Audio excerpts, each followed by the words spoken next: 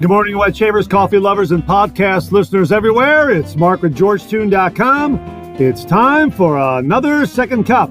So grab a cup of coffee, kick back, relax, put in your earbuds, adjust that speaker volume, and let's talk some wet shaving and a few other things in podcast form. What is Second Cup? Well, in case you didn't know, Second Cup is a podcast that will give you some additional information that didn't make the Monday morning mailbag deadline. This might be something that is time sensitive. For instance, a sale that could be ending before the next Monday morning mailbag airs, or a piece of late-breaking information that viewers have passed along that is equally time sensitive, or something else regarding the wet shaving world that needs to be broadcast in a timely fashion. And we'll also have some time to chit-chat and discuss some other things like coffee, movies, streaming shows, books, that sort of thing. So thanks for tuning in to Second Cup. And I hope you subscribe to the podcast, where you can also find episodes of the Monday Morning Mailbag in podcast form. I hope you're enjoying a cup of coffee with me. We'll get the show underway in just a moment. Thanks for joining me.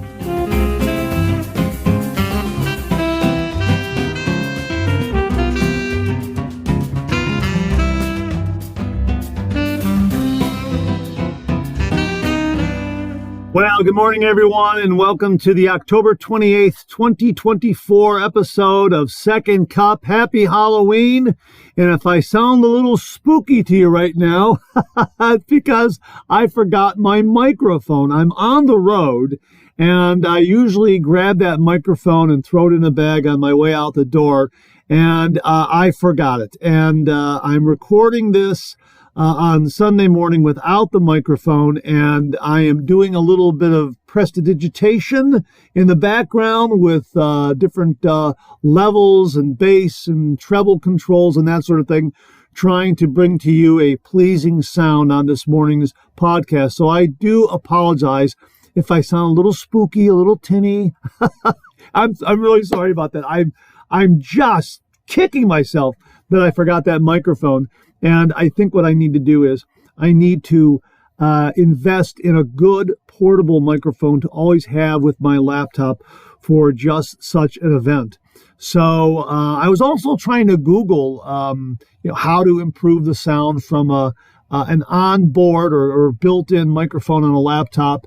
And I think my next step here is, as the show progresses, is to maybe figure out if I can use a speaker and somehow use that as a microphone. I don't think that's going to work, but I'm sure someone's got a hack out there to try to make that work. So I do apologize, but hey, it's all in keeping with the Halloween season. Have a little bit of a basement effect. Ooh, Halloween, don't go in the basement. You know, all those horror movies where the kids, it's dark, there's a bunch of noises going on in the basement, they don't have any lights. Hey, let's go down and check it out. So great to be with you this morning. And just wrapping up October. My gosh, it's the last week of October. Halloween is this week. And make sure you got plenty of candy for all those little ghosts and goblins that are going to show up to your front door. And I'm really looking forward to it. And as I mentioned on this morning's Monday morning mailbag, the colors this autumn have just been absolutely beautiful. And within a few days of shooting that video that you may have seen on the Monday morning mailbag, the leaves just started falling. I mean, they just started falling. And so I think I got that just at the peak, or just prior to the peak ending. So I'm really glad I was able to get a little bit of footage for you to see. And I hope that everything is beautiful and wonderful and very colorful in your part of the world. This morning, we've got some Franken coffee again. That mixture of 8 o'clock coffee, the original 8 o'clock coffee with the 8 o'clock pumpkin spice, leftover whatever I had left there, and the remainder of my Joe coffee from Trader Joe's to make a Franken coffee again this morning. And it is pretty darn good. And I'm using my Kellogg's Cereal City coffee mug with Tony the Tiger on it, Battle Creek, Michigan. I always mention this. I don't think that's open anymore. It was a really neat museum celebrating the Kellogg's Company, its founding and its history.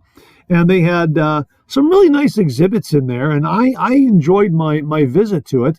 But I don't think it's there anymore. I think they folded up the tents. But it was really a neat little place to go and visit in Battle Creek, Michigan. So hopefully they'll, if it's not there, hopefully they'll bring it back. If it is there, hopefully they'll promote it a little more so people will stop in and see that, because, gosh, cereal has been a big part of our lives growing up, hasn't it? Yeah, absolutely. Well, great to be with you. I hope you're enjoying a cup of coffee with me. Thanks so much for tuning in. Let's pay a few bills and we'll get the show underway in just a moment. Well, I just got this email alert from Phoenix Shaving. Lock your doors. Clown fruit is back, a glowing cult classic. Here's the scent profile. Artemisia, which is wormwood, Hungarian oak, elderflower, absinthe, neroli, amyris, elderberry, burnt sugar, tobacco absolute, and fear absolute.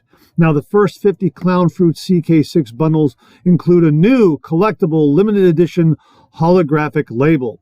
Step right up, Shave Cadets. Give a raucous round of applause for the eerie, enchanting return of Clown Fruit, a strange yet seductive potion glowing with magic and mystery, so wildly sought after that many are left haunting the earth, crestfallen and empty-handed, until Clown Fruit season rolls around once more.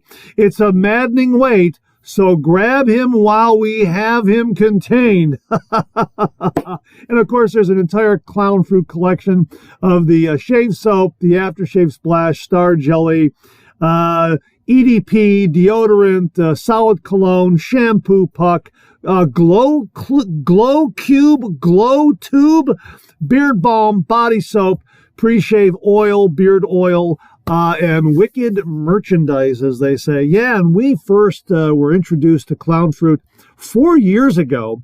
And at the time I did that review, the cube glowed and also the shave soap glowed as well. Now, in that review, the cube glowed really, really well. And I didn't charge each of those that long, maybe, 30, 40 seconds, a minute, something like that. And while the shave soap was glowing, it wasn't intense enough to be captured on camera, but it did glow. And I forgot all about that. And when I saw the words glow in the description here, it reminded me of that, and I checked my review. And sure enough, it has that glow, that glow in the dark feature, which is really, really kind of neat. Now, I did a Halloween video review that's going to run this Wednesday, and I used glow-in-the-dark items, and I wanted to use the glow cube. And again, mine is 4 years old, and I tried to charge it up over 30, 40 seconds, maybe a minute, and it just did not work. I think I have to hold it under the light much, much longer, because it's been in my closet, my towel closet, my linen closet for quite some time. I haven't really used. Last time I used Clown Fruit was last year for a review when it came back again. And it's back again this year, and it's a terrific fruit medley scent. As I commented last year, it reminded me of the Juicy Fruit chewing gum. Now, I don't know if it's identical to it, but it brings back that childhood memory for sure. And I really enjoyed the shave with it. And I'm kind of kicking myself a little bit, because I probably should have placed that cube underneath a light for much longer than just 40 seconds. And I'm going to get both of them, the shave soap and the cube, and I'm going to put them under a very, like a 60-watt bulb or 100-watt bulb for several minutes, maybe 5-6 minutes, something like that, and see if it works again. If it works again, boy, I'll be absolutely delighted. A lot of fun. It's a really fun feature of the shave soap and the cube, so I really enjoyed that. But it's back for the Halloween season, kind of late in the season, but still autumn, and there's still a lot of fun left in the autumn season. So get it while you can, because it sounds like it's a seasonal release. And I sure did enjoy the scent of Clown Fruit. Again, a really, really wonderful fruit medley that brought back a lot of memories for me. And I hope it does for you as well. So we'll have a link below where you can get Clown Fruit. It's back from Phoenix Shaving. I received this email from viewer James Sefton, who wrote, "Hey Mark, just an observation. I've noticed that if I have 3 or 4 days growth to shave off, when I dip the razor into the water to rinse it off, the whiskers kind of hold the soap together like little pieces of rebar. Just wondering if anyone else has noticed this. Have a great day, James Sefton." That is kind of a neat observation. I'm going to have to look next time I dip my razor into the sink after doing a shave, shaving off a considerable amount of beard growth. Now, right now, I am working on 4 days worth of beard growth, and I am going to be doing a review here. And I'm kind of flipping a coin. Should I wait one more day and do 5 days worth of beard growth, or just do 4 days worth of beard growth? Haven't decided just yet. But the point is that I'm going to look after, I rinse my razor off to see if that phenomenon happens in my sink. I know that when I'm doing a head shave and I've got maybe 3 days worth of hair growth up there, and I rinse my razor, I'm not really looking down at the sink so much as looking in the mirror and making sure that I'm using a light touch and that I'm getting complete strokes and making sure that the angle is correct when I'm doing a head shave.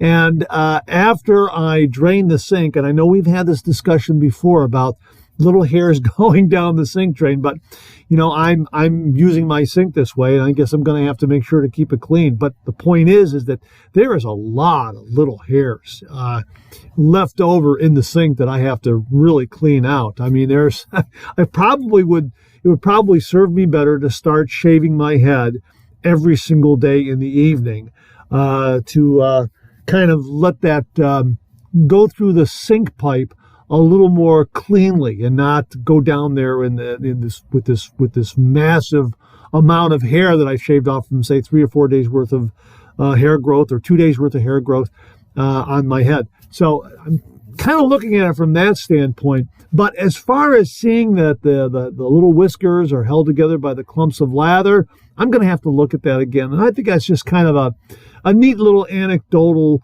discussion that could take place from this comment. So James, thanks very, very much. Folks, if you see something like that or anything else that is funny, quirky, or observational regarding your traditional wet shave, please comment below, let us know, or send me an email at mondaymailbag@gmail.com. You never know what direction the discussion will take us in, and we might learn something really, really new and fascinating about the traditional wet shave. James, thanks again very, very much. I received this email recently from viewer Andrew Hill, who wrote, "Hello, Mark. I don't know if you've reviewed this sterling soap or not, but I went into Maggard Razors the other day and picked up Deep Blue Sea. I got the soap and matching aftershave. It's inspired by Bleu de Chanel. Now, I've no idea what that was like, but this is a wonderful masculine scented soap and splash. Woodsy and vanilla tones, among other things. And of course, with Sterling, you get a quality product that performs great. And it was under $30 for both the soap and splash. You can't beat that. I've attached a picture. Great show as always this past week.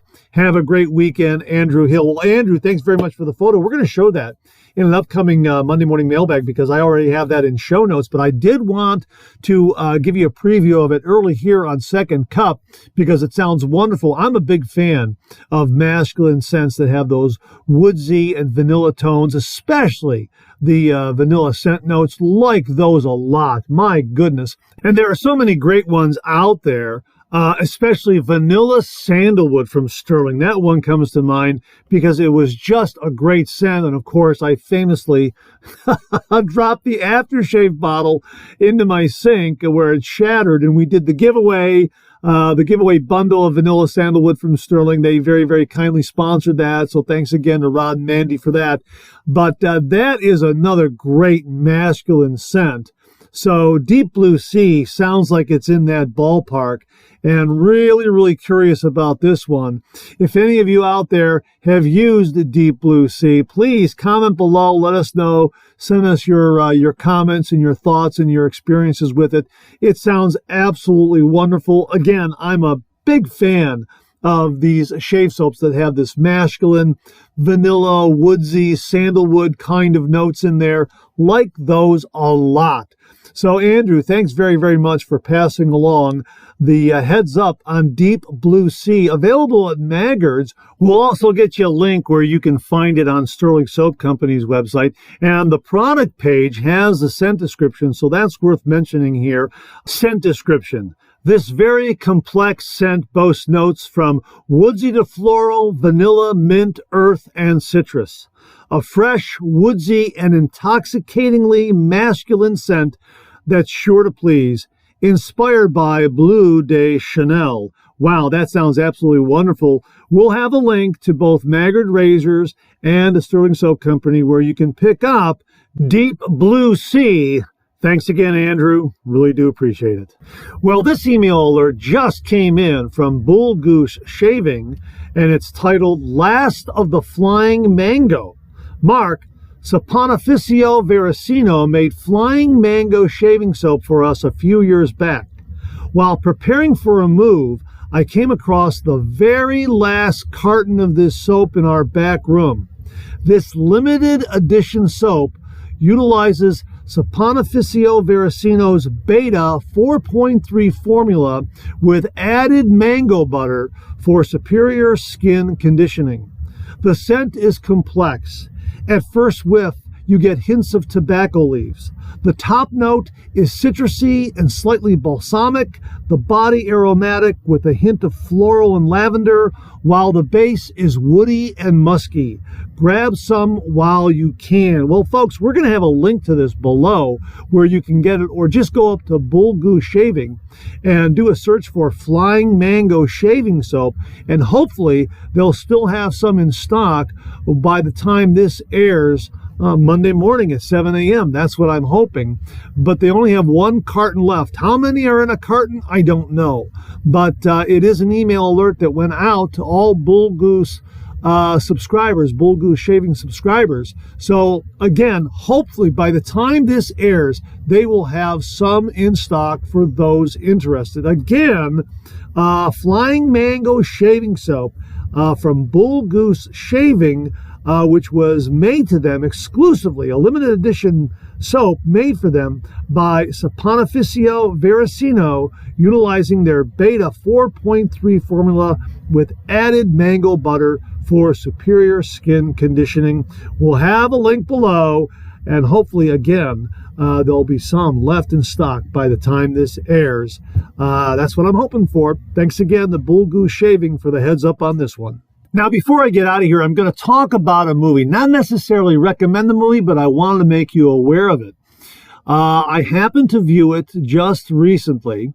And I may have mentioned this on the program before, but here goes again. The movie is Heaven's Gate from 1980. This movie was written and directed by director Michael Cimino, who is most famously known for The Deer Hunter, and it stars Kris Kristofferson, Christopher Walken, and Jeff Bridges, and it concerns the 1890 Johnson County War in Wyoming, a piece of American history that I don't think anyone is aware of. I certainly was not aware of it. Anyhow, the movie was budgeted, it had a modest budget, and it bloated to about $40 to $44 million. And it ran 3.5 hours long, and it bombed at the box office. It only made $3 million. And this, well, I think you could say that it quite possibly harmed Michael Cimino's directing career from that point forward. And it also changed the way studio executives looked at films they were financing, in so much as they were not giving directors final cut, and they were being a little more stricter with budgets, and they were not being as free and open with their money and the director's vision as they once had been. So that's what the film is noted for, as well as being this huge disaster. The filmmakers also chose to film in a sepia tone, a kind of a desaturated look to the film that had kind of a yellow tinge, where all the colors, the landscapes, were rather muted. They weren't presented in their full Technicolor glory, so to speak. That also harmed the movie because a lot of film goers, from what I have heard through certain documentaries on YouTube, mentioned that it was unwatchable. They couldn't see a lot of what was on the screen. So the movie was a total disaster, and it's been noted as such for many, many years. Now, after they released it in theaters at 3.5 hours, the studio executives got together with the director and said, you're going to have to edit this movie down to about 2.5 hours, which Michael Cimino did. And that harmed the story of the actual story of the movie.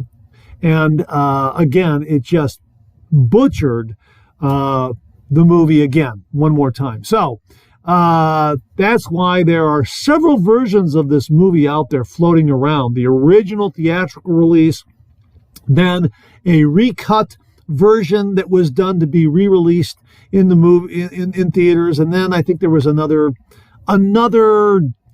edit that was done sometime later. So there are about 5 different versions out there that are floating around, and the question is, what is the definitive version of Heaven's Gate? Well, that happened in 2012 when a company called Criterion, they also have a streaming platform that you can subscribe to and see some of the movies that they have up there.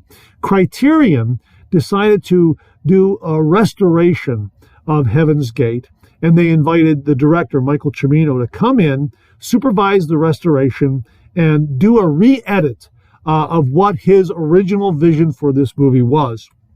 But they also decided that they were going to do full color palette. They were going to do a retiming, so to speak, a recolor timing of everything, and bring everything into full Technicolor glory, so that now you could see the landscape, you could see the green grass, you could see the blue skies, that sort of thing. Because a lot of the movie is filmed in darkened rooms where sunbeams are falling through slats in the walls, and there's a lot of smoke and dust from trains and trails and that sort of thing. But when you open up that color palette, now you can see a lot of this action. And it really is kind of fascinating to see this new restoration from 2012 by Criterion. Now, that's the version I watched. I had started watching other versions that are on streaming platforms like Pluto TV. I also borrowed a copy from Hoopla online, and both of those versions are the previous versions that try to save the movie, but to really no great success. But this Criterion version is very, very good. Now, it is 3.5 hours long. It's rated R. There is language, there is nudity, there is violence, just so you know. But if you treat this as a mini-series, as I did, that is to say, I did not sit down and watch this in one fell swoop. I tend to watch movies in 15 or 20-minute chunks anyhow, regardless of their runtime. But for this one, I did watch in about 20-minute chunks over a period of about a week and a half in between everything. And I treated it like a mini-series. Remember the mini-series Lonesome Dove or some of the others that were on television? You would see a new episode every night or every other night or every week, whatever it was. That's kind of how I treated this movie. I just popped in the Blu-ray DVD. I started watching it, and then after about 20 minutes, I turned it off and I went on to something else. And the next night or the night after that, I came back to it, turned it back on, and then continued watching it. When I did it in that way, I found it to be more palatable, and it really increased my interest in what was happening. Now, again, 3.5 hours, but the movie looks really, really good compared to the other versions I saw. This one looks really, really good, and it tells it tells the story of a piece of American history that I don't think a lot of us know about. And even then, in the telling of it, they do take certain liberties with the story. But it is a rather interesting piece of film history. And if you have some extra time and you're curious and you want to watch Heaven's Gate, I would recommend the Criterion version. Get it on Blu-ray if you can. You can borrow it from a library. That's what I did. I borrowed the Blu-ray version and I popped it in my Blu-ray DVD player, and I was really, really surprised at how good this movie looks. Another tip is, because there's a lot happening on screen with crowds and trains and music and that sort of thing, make sure to turn on the subtitles so you don't miss a lot of what the actors are saying. Again, I think the director wanted to capture the 1890s as accurately as he could. And he did he did a great job in that. And the amazing thing is, a lot of the shots they have on screen are pre-digital. You look at it and say to yourself, my gosh, they really did get a real train running on a track. As a matter of fact, according to one documentary, they went to a museum in Colorado and moved an actual train from the 1890s all to out to Montana, I think, where they were filming, and put it on a track there and ran that train. They even built a replica of a town that would have been in Wyoming for a lot of their shots there. And they have thousands and thousands of extras riding horses and walking through streets. And this is all pre-digital effects. So that's kind of the amazing thing. So again, an interesting piece of film history. Heaven's Gate, rated R, written and directed by Michael Cimino, starring Kris Kristofferson, Christopher Walken, and Jeff Bridges. Again, if you're going to watch this, make sure you get the Criterion version. That is the one you want from 2012, where the color's been restored, the sound's been restored, and it really does look very, very good. And the thing that I found is it really does transport you back to that period of time in America. Does a great job of that.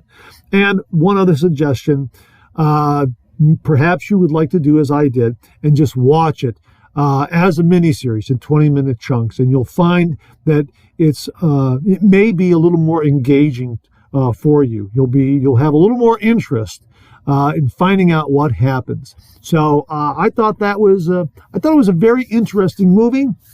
I'm not necessarily recommending it, but I am suggesting that if you're interested in looking at a piece of film history and are curious about Heaven's Gate from 1980, get the Criterion Blu-ray DVD and watch it as a miniseries. And then let me know what you think in the comments below, or send me an email at mondaymailbag@gmail.com. Okay, again, Heaven's Gate from 1980, written and directed by Michael Cimino, starring Kris Kristofferson, Christopher Walken, Jeff Bridges. Make sure to get the Criterion version on Blu-ray DVD. And by the way, if you got this far in the podcast, thanks so very much for your patience regarding my microphone problem. I really do appreciate it. And thanks for your understanding. And that wraps up another Second Cup. Thanks so much for tuning in again. I really do appreciate it. I sure hope you enjoyed today's show. If you did, please share, please subscribe, and pass it along to a fellow wet shaver or friend. My thanks to everyone who commented and contributed to today's show. And I mean this sincerely. Without you, this microphone would be silent. If Second Cup or the Monday Morning Mailbag aren't showing up in your regular podcast feed, please drop me a line at mondaymailbag@gmail.com, and we'll try to get it all sorted out. So again, thank you all very much. I look forward to getting together with you again on these podcast airwaves. Until then, enjoy the day, enjoy your shave, and enjoy that Second Cup.